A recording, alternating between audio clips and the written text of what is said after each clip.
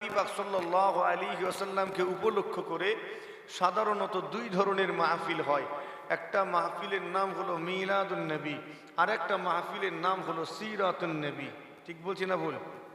একটা মিলাদুন নবী আর একটা সিরাতুন নবী।